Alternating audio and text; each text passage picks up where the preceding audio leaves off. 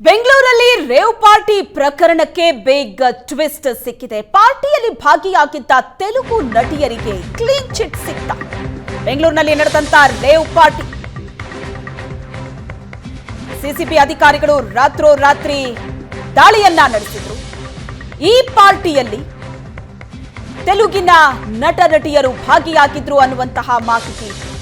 ಈಗ ಆ ನಟಿಯರಿಗೆ clean chit ಸಿಕ್ತಾ? ಹಾಗಾದ್ರೆ ನಟಿಯರ ವಿರುದ್ಧ ಎಫ್ಐಆರ್ ದಾಖಲಿಸಿಲ್ಲ, ಹಾಗೆ ಅವರನ್ನ ಪೊಲೀಸರು ಬಿಟ್ಟು ಕಳಿಸಿದಾರಂತೆ. ಪಾರ್ಟಿ ಆಯೋಜಿಸಿದ್ದ ಹೈದರಾಬಾದ್ನ ಉದ್ಯಮಿ ವಾಸು ಪೆಡ್ಲರ್ ವಿರುದ್ಧ ಮಾತ್ರ ಎಫ್ಐಆರ್ ದಾಖಲಾಗಿದೆ. ಆ ಪಾರ್ಟಿಯಲ್ಲಿ ಡ್ರಗ್ ಪೆಡ್ಲರ್ಗಳು ಕೂಡ ಇದ್ರು. ಪಾರ್ಟಿಯನ್ನ ಆಯೋಜಿಸಿದ್ದ ಹೈದರಾಬಾದ್ನ ಉದ್ಯಮಿ ವಾಸು ಮತ್ತು ಪೆಡ್ಲರ್ ವಿರುದ್ಧ ಮಾತ್ರ ಎಫ್ಐಆರ್ ಆಗಿದೆ. ಪಾರ್ಟಿಯಲ್ಲಿದ್ದಂತಹ ತೆಲುಗು ನಟಿ ಹೇಮಾಗೆ ಕ್ಲೀನ್ ಚಿಟ್ ಸಿಕ್ತ.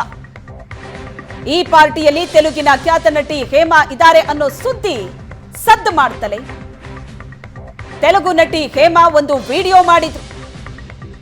ಇದು ಫೇಕ್ ನ್ಯೂಸ್ ಅಂತ.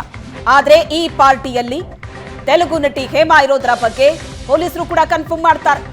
ಈಗ ಅವರೆಲ್ಲರನ್ನ ಹಾಗೆ ಬಿಟ್ಟು ಕಳಿಸಿದ್ದಾರೆ ಅನ್ನೋ ಮಾಹಿತಿ ಸಿಗ್ತಾ ಇದೆ.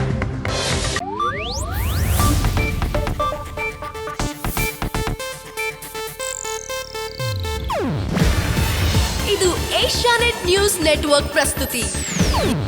ನೀವು ನೋಡ್ತಿದ್ದೀರಾ ಏಷ್ಯಾನೆಟ್ ಸುವರ್ಣ ನ್ಯೂಸ್.